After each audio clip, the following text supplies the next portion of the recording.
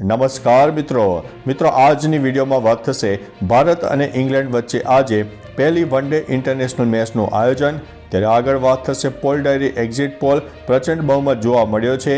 ત્યારે આગળ વાત થશે રાજ્યમાં ઠંડીનું જોર યથાવત જોવા મળ્યું છે। આગળ વાત થશે ભૂકંપના આંચકા ફરીથી નેપાળની ધ્રુજી ઉઠી છે। ત્યારે આગળ વાત થશે કડાણા ડેમમાંથી રવિ પાક માટે પાણી છોડવામાં આવ્યું છે। આગળ વાત થશે ટ્રમ્પે ભારતીયો માટે સમસ્યા ઊભી કરી। ત્યારે વાત થશે નર્મદા જયંતિ મહોત્સવની ભવ્ય ઉજવણી કરવામાં આવી। ત્યારે વાત થશે પીએમએ માતા ગંગાને દૂધ અર્પણ કર્યું છે। ત્યારે વાત થશે કોંગ્રેસના સ્ટાર પ્રચારકોનું જાહેર કરવામાં આવ્યું છે લિસ્ટ। ત્યારે આગળ વાત થશે મુંબઈ અને હરિયાણા વચ્ચેની ક્વાર્ટર ફાઇનલ મેચનું સ્થળ બદલી નાખવામાં આવ્યું છે। ત્યારે વાત થશે રાહુલ દ્રવિડની કારને જોરદાર અકસ્માત થયો છે। ત્યારે વાત થશે 20,000 લોકોને આજે પાણી નહીં મળે। હવે મિત્રો સમાચારો વિસ્તારથી। વડોદરા શહેરમાં પૂર્વ વિસ્તારમાં રહેતા લોકો માટે મહત્વના સમાચાર છે। આજે વડોદરાના 20,000થી વધુ લોકોને પાણી નહીં મળે। પૂર્વ વિસ્તારમાં પાણી પુરવઠા શાખા દ્વારા નાલંદા પાણીની ટાંકી ખાતે સંપ ઉપરાંત ટાંકી સફાઈની અગત્યની કામગીરી કરવાની છે। ઉપરાંત નાલંદા ટાંકી સામેનો પટ્ટો, ઉમા 4 રસ્તાથી કલા દર્શન તરફનો પૂર્વ પટ્ટો, રહેવા ગાર્ડન પાર્ક ગાર્ડન વિસ્તારના 20,000થી લોકોને પાણી નહીં મળે। મિત્રો અન્ય મહત્વના સમાચારની વાત કરીએ તો રાહુલ દ્રવિડની કારને અકસ્માત થયો છે।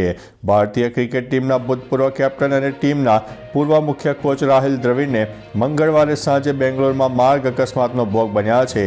તેમની કારને પાછળથી એક કાર્ગો ઓટોએ ટક્કર મારી હતી। જો કે આ ઘટનામાં કોઈને જાનહાનિ થઈ નથી અને મામલો બહુ મોટો નહોતો, પરંતુ તેનો વિડીયો સોશિયલ મીડિયા પર વાયરલ થયો છે, જેના કારણે તે વધુ ચર્ચામાં છે। મિત્રો અન્ય મહત્વના સમાચારની વાત કરીએ તો મુંબઈ હરિયાણા વચ્ચેની ક્વાર્ટર ફાઇનલ મેચનું સ્થળ બદલાયું છે। ભારત અને ઇંગ્લેન્ડ વચ્ચે વન ડે ઇન્ટરનેશનલ સિરીઝ શરૂ થાય તે પહેલાં એક સમાચાર હતા। રણજી ટ્રોફીમાં મુંબઈ અને હરિયાણા વચ્ચેની ક્વાર્ટર ફાઇનલ મેચ સ્થળ છેલ્લી ઘડીએ બદલી નાખવામાં આવ્યું। પહેલાં આ મેચ હરિયાણાના લાહલીમાં યોજાવાની હતી, પરંતુ તેને કોલકાતાના ઈડન ગાર્ડનમાં ખસેડવામાં આવી છે। જો કે સ્થળમાં ફેરફાર અંગે બીસીસીઆઈ દ્વારા કોઈ ચોક્કસ માહિતી આપવામાં આવી નથી। મિત્રો અન્ય મહત્વના સમાચારની વાત કરીએ તો કોંગ્રેસના સ્ટાર પ્રચારકો જાહેર। રાજ્યમાં સ્થાનિક સ્વરાજ્યની ચૂંટણીને લઈને હવે કોંગ્રેસ મેદાને આવી છે। શક્તિસિંહ ગોહિલ, ભરતસિંહ સોલંકી, જિગ્નેશ મેવાણી સહિતના 20 નેતાઓ પ્રચારની કમાન સંભાળશે। ગુજરાતમાં 16 ફેબ્રુઆરીએ પાલિકા પંચાયતની ચૂંટણીઓ યોજાવા જઈ રહી છે। તમામ પાલિકાઓમાં ઉમેદવારોનું ચિત્ર સ્પષ્ટ થયા બાદ પક્ષોએ ચૂંટણી પ્રચાર તેજ કર્યો છે।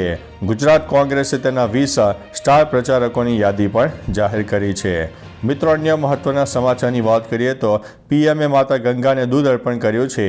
મહાકુંભમાં સ્નાન કર્યા બાદ પીએમ મોદીએ માતા ગંગા, યમુના અને સરસ્વતીના આશીર્વાદ લીધા છે।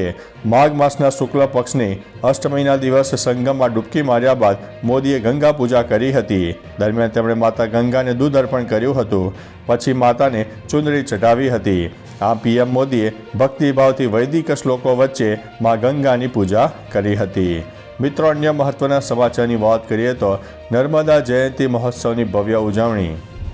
નર્મદા જયંતિ મહોત્સવની ભવ્ય ઉજવણી ભરૂચના જાડેશ્વર સ્થિત વિશ્વ ગાયત્રી બ્રહ્મપીઠ અલખધામ ખાતે કરવામાં આવી, જેમાં મોટી સંખ્યામાં ભાવિક ભક્તો અને સાધુ સંતો સવારથી જ નર્મદા સ્નાન કરીને નર્મદાની પૂજન અને અર્ચના વિધિ કરી હતી। સંધ્યાકાળે અલખધામના ઓવારા પર ભવ્ય આતશબાજી અને ઢોલ નગારાના નાદ વચ્ચે 1.25 લાખ દીવડા પ્રગટાવીને નર્મદાની મહાઆરતી કરવામાં આવી હતી। આ પ્રસંગે ભવ્ય અન્નકૂટનું રચના પણ કરવામાં આવી છે। મિત્રો અન્ય મહત્વના સમાચારની વાત કરીએ તો ટ્રમ્પે ભારતીયો માટે સમસ્યા ઊભી કરી। ટ્રમ્પે ભારતીયો માટે બીજી સમસ્યા ઊભી કરી છે। યુએસ રિપબ્લિકન સેનેટર રિક સ્કોટ અને જ્હોન કેન્ડીએ બાઇડને વહીવટીતંત્રના વર્ક પરમિટના ઓટોમેટિક રિન્યુઅલ સમયગાળાને 180 દિવસથી વધારીને 540 દિવસ કરવાના નિયમને ઉથલાવી દેવાનો પ્રસ્તાવ રજૂ કર્યો છે।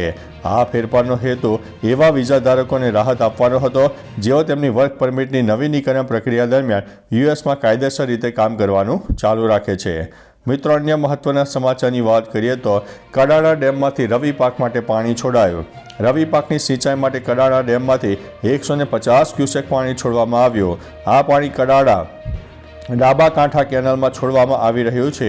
છોડવામાં આવેલા પાણીનો લાભ કડાણા તાલુકાના 40 અને લુણાવાડા તાલુકાના 90 ગામોને મળીને કુલ 130 ગામોના ખેડૂતોને મળશે. ડાબા કાંઠા કેનાલમાં પાણી છોડાતા ખેડૂતોમાં ખુશીનો માહોલ છે. આ પાણીથી કુલ 11,059 હેક્ટર જમીનને સિંચાઈનો લાભ મળવાનો છે. મિત્રો, અન્ય મહત્વના સમાચારની વાત કરીએ તો ભૂકંપના આંચકાથી ધરાધ્રુજી. નેપાળના પશ્ચિમી જિલ્લામાં દૈલેખમાં રિક્ટર સ્કેલ ઉપર 4.4ની તીવ્રતાનો ભૂકંપનો આંચકો આવ્યો. ભૂકંપનું કેન્દ્ર દૈલેખ જિલ્લાના તૌલીજેસીમાં હતું, જેના કારણે પડોશી જિલ્લાઓ અછામ, કાલિકોટ અને સુખરેતમાં ભૂકંપના આંચકા અનુભવાયા હતા. ભૂકંપ આવતાની સાથે લોકો પોતાના ઘરમાંથી બહાર નીકળી ગયા હતા. ભૂકંપને કારણે કોઈ જાનમાલના નુકસાનીના સમાચાર નથી મળી રહ્યા. મિત્રો, અન્ય મહત્વના સમાચારની વાત કરીએ તો રાજ્યમાં ઠંડીનો જોર યથાવત. નલિયામાં સૌથી ઓછું 9.8 ડિગ્રી તાપમાન નોંધાયું. અમદાવાદમાં 11.4, ગાંધીનગરમાં 10.5, ડીસામાં 10.9, વડોદરામાં 12.2, મહુવામાં 12.5, કંડલામાં 13, રાજકોટમાં 13.4, વલ્લભ વિદ્યાનગરમાં 13.8, ભુજમાં 13.9, અમરેલીમાં 14, સુરેન્દ્રનગર અને પોરબંદરમાં 14.8, ભાવનગરમાં 15.4, વેરાવળમાં 16.4 ડિગ્રી તાપમાન નોંધાયું છે. મિત્રો, અન્ય મહત્વના સમાચારની વાત કરીએ તો પોલ ડાયરી એક્ઝિટ પોલ પ્રચંડ બહુમતની શક્યતા. દિલ્હી વિધાનસભા ચૂંટણી માટે પોલ ડાયરીના એક્ઝિટ પોલ મુજબ ભાજપને દિલ્હીમાં ભારે બહુમતી મળતી દેખાય છે. એક્ઝિટ પોલમાં ભાજપને 42થી 50, આપને 18થી 25, કોંગ્રેસને 0થી 2 સુધી, જ્યારે અધર્સને 1 બેઠક મળી રહી છે. મિત્રો, આ એક એક્ઝિટ પોલ છે. તેના આંકડા આવનારા દિવસોમાં બદલાઈ પણ શકે છે. મિત્રો, અન્ય મહત્વના સમાચારની વાત કરીએ તો ક્રિકેટ મેચની. ભારત અને ઇંગ્લેન્ડ વચ્ચે આજે પહેલી વન ડે ઇન્ટરનેશનલ મેચનું આયોજન છે. ભારત અને ઇંગ્લેન્ડ વચ્ચે આજથી 3 મેચની one day international match series શરૂ થઈ રહી છે, જેની પહેલી વન ડે ઇન્ટરનેશનલ મેચ નાગપુરના વીસીએ સ્ટેડિયમ ખાતે બપોરે 1:30 રમાશે અને અડધા કલાક પહેલાં ટોસ થશે.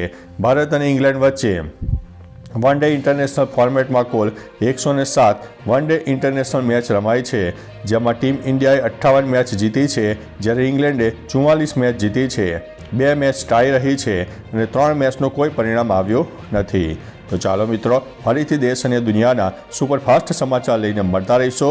ત્યાં સુધી અમને રજા આપશો. નમસ્તે.